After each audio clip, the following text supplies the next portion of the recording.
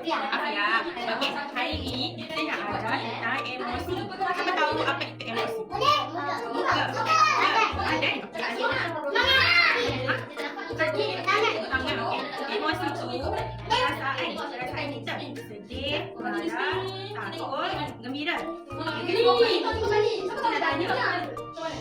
Kalau macam ni, apa perasaan dia? Kalau macam ni, nangis, nangis. Kalau ni, mana happy? Senyum je. Oh, happy macam tu.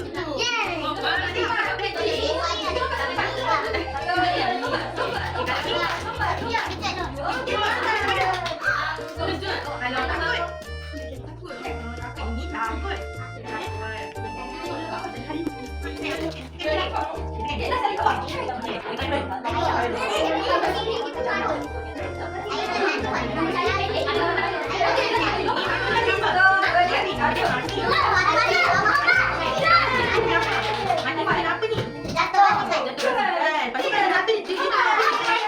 Nangis, kalau nangis dia happy ke, sedih ke, takut ke marah?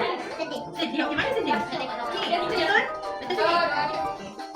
Betul lah. Okey, awak pula. Okey, nama dia Ain. Okey, tengok ni dia dapat apa ni? Dapat A. Dia dapat A, dia periksa dapat A. Dia dapat A, awak happy ke sedih? Happy. Okey, mana happy? Betul lah.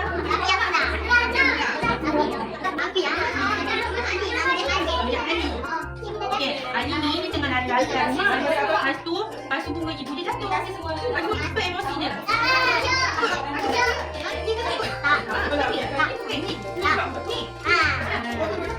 Betul lah. Okey, ni pula. Tengok dia apa tu?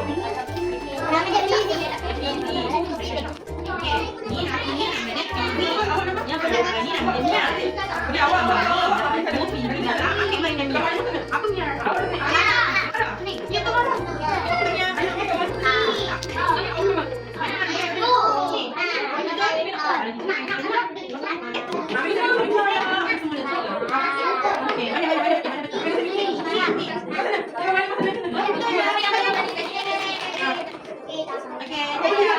Okay,